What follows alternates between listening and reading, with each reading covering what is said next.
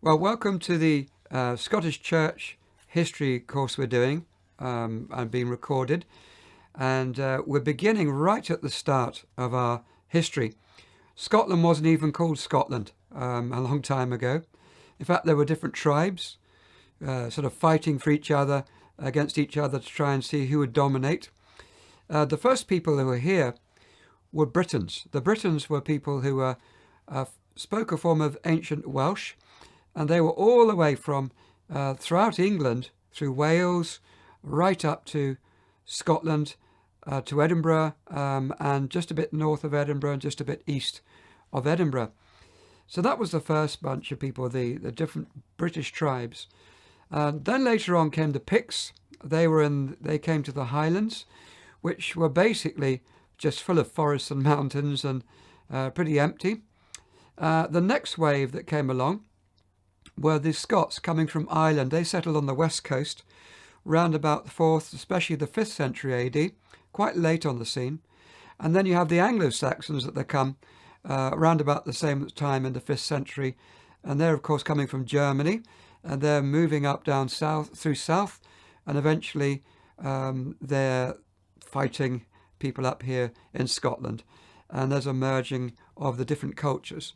There are, of course, the Romans as well in their own time. They were in Scotland for nearly 500 years, which is quite a long time. They had an alliance with the British, which really the Picts and Scots didn't like. And Vikings, they were more coming from the north and then down the coastline, ravaging coastlines. So that was, generally speaking, the kind of the people groups that we had in this nation, which eventually became known as Scotland. What were the people believing before Christianity ever even came to this country?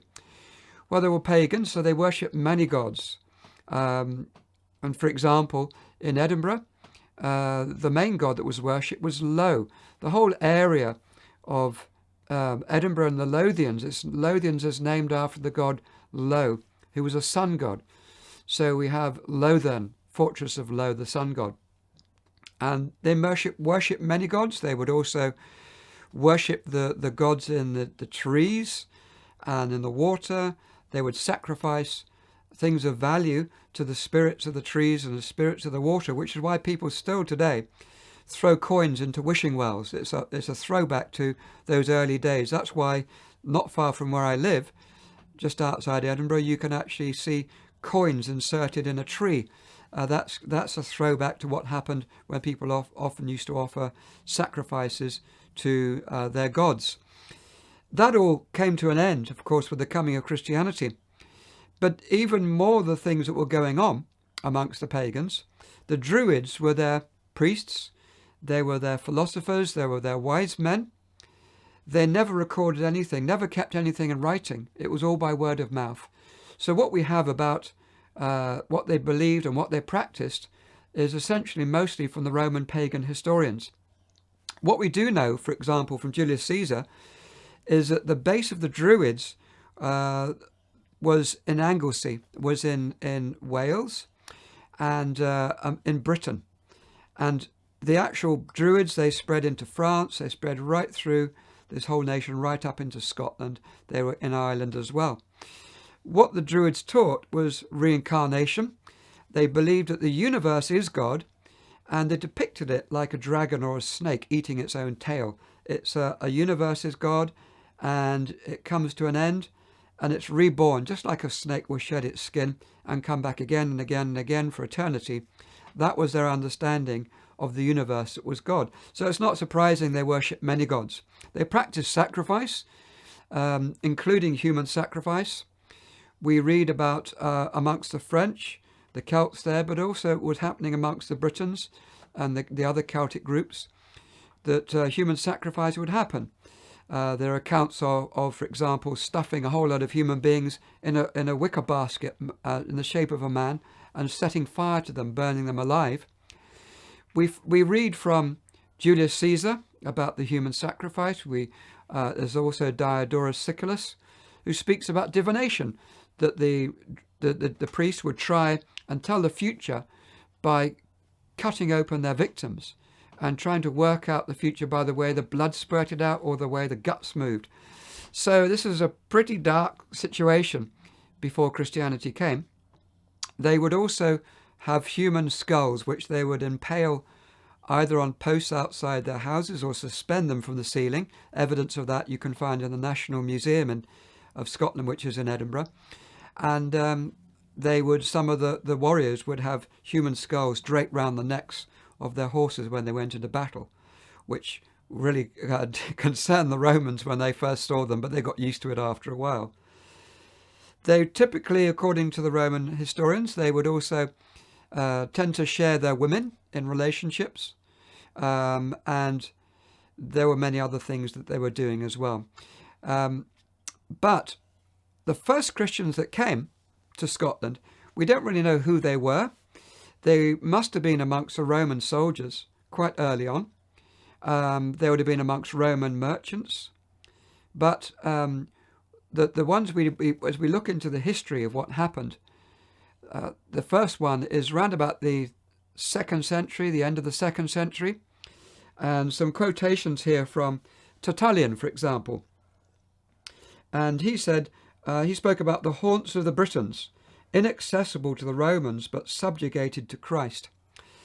So what you've got is Christians, even where the Roman soldiers, where the Romans hadn't even gone, where they'd gone through the southern part, obviously the northern part in the Highlands, they weren't there, but places where the Romans hadn't even gone, there were Christians already. So what you're talking about amongst the northern tribes, amongst the Britons, and probably even at that point to the Picts as well.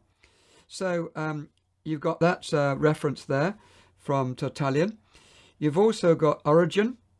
About 40 years later on, he's writing in about 240 AD, and he says, "For when before the arrival of Christ did the land of Britain agree together in the worship of the one God?" In other words, beforehand they were worshipping many gods, but Christianity came very early to the British tribes, and it united them under Christ.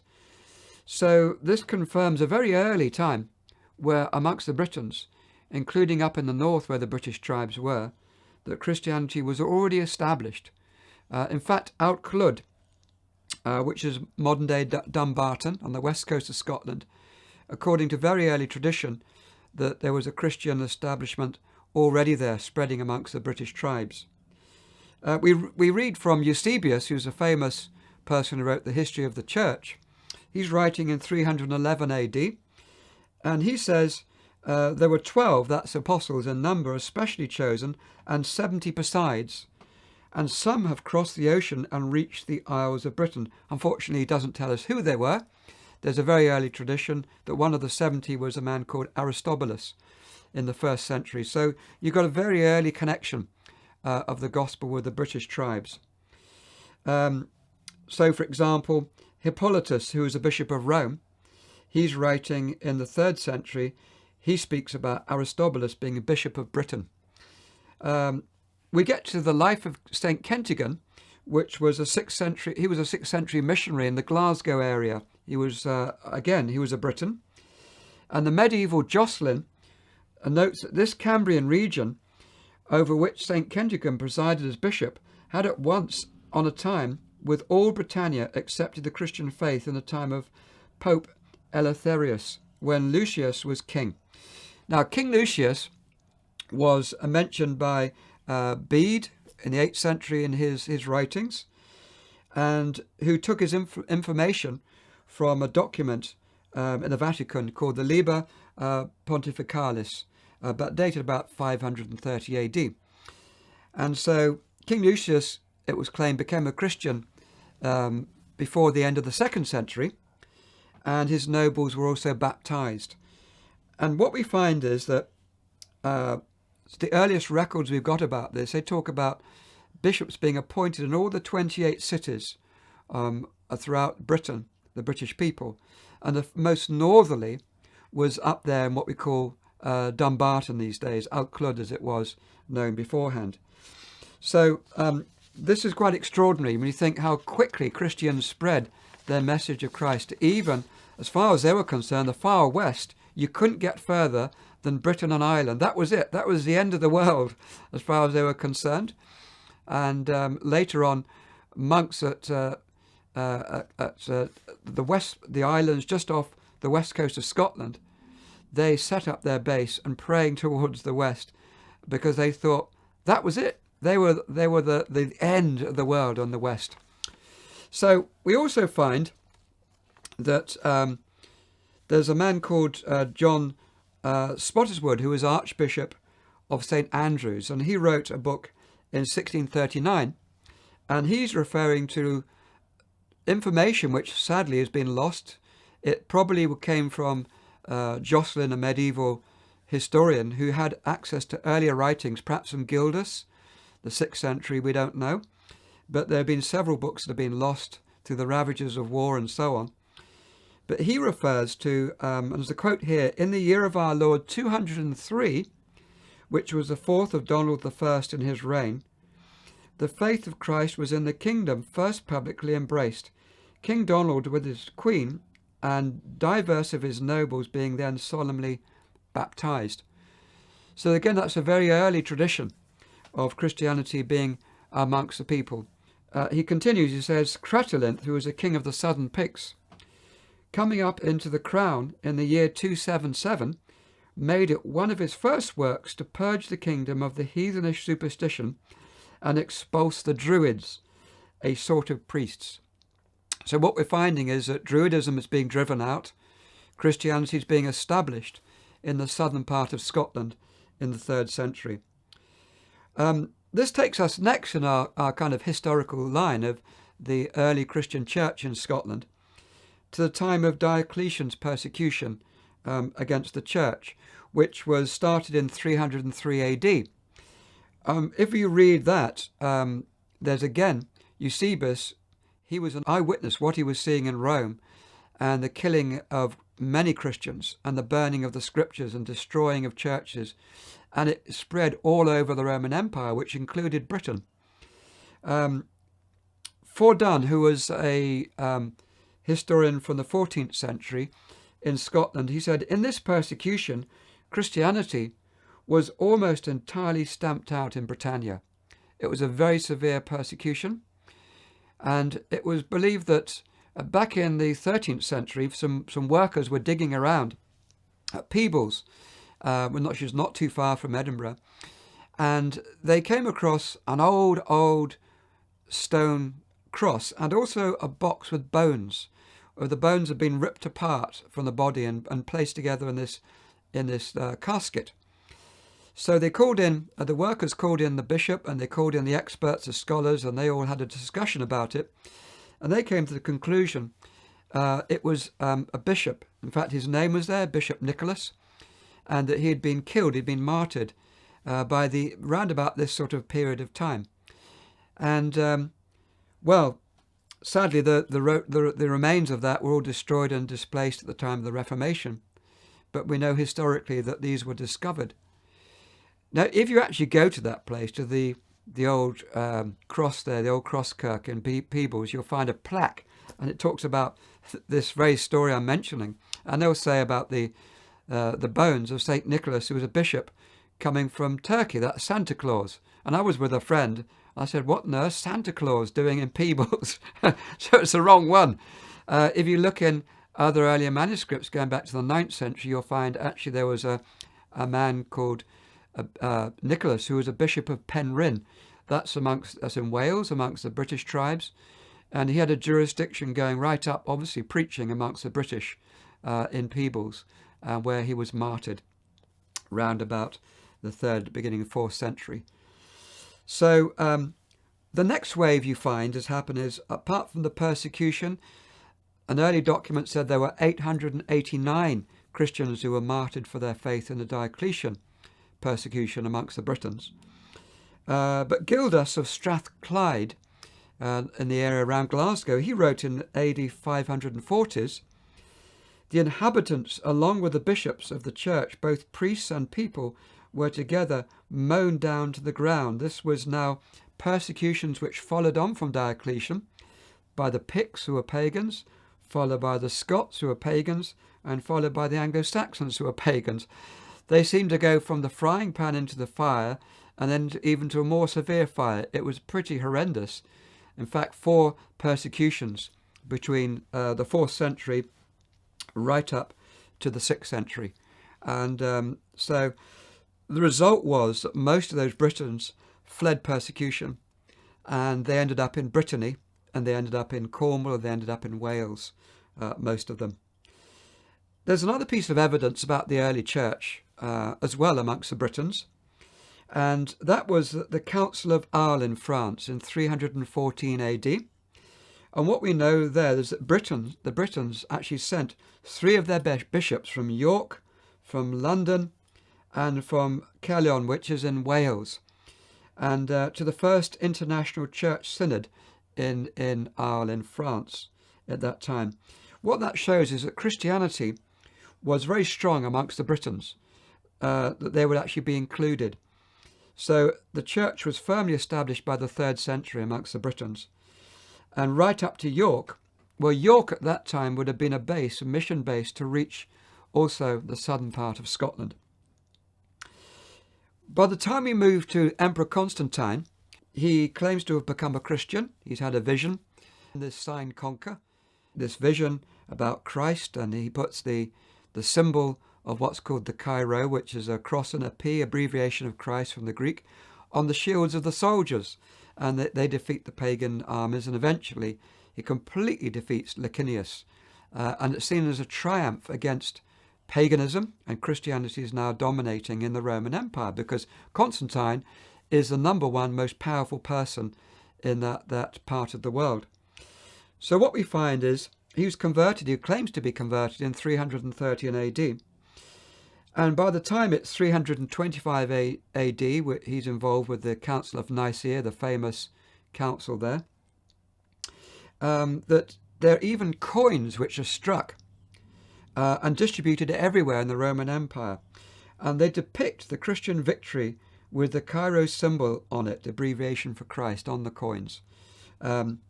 So even these examples of this Chi-Rho symbol have been found on silverware near Haddington, a place called Traplain Law, which is a kind of mound sticking up in that particular part there. And archaeologists discovered a treasure trove of silver that had been cut up into pieces, all the plates cut up into pieces, and some silverware, ladles, spoons, and various other things. They had the Chi-Rho symbol of the Christian faith there, and that was dated at 410 AD. So obviously, again, you're finding Christians amongst the Britons in Scotland as most northerly part where the Britons were. What you also discover is that that symbol of the Chi-Rho would have been familiar everywhere. The coins would have been recognised by the people in the southern part of Scotland. You'd have seen soldiers with the same symbol on their shields. It was commonly used, and so a symbol of Christianity early on. So by the time you get to the 350s, southern Scotland was Christianized. The next we find in our timeline of Christianity in Scotland is the first by name as a missionary apostolic man was St. Ninian. And he's quite an extraordinary man. He was a Briton from Galloway, southern part of Scotland. And he was trained by an extraordinary man called Martin of Tours in France. Martin of Tours had been converted as a Roman soldier, and he became a missionary apostle there out in France. And he was very much inspired by the Desert Fathers, St. Anthony and the others in Egypt.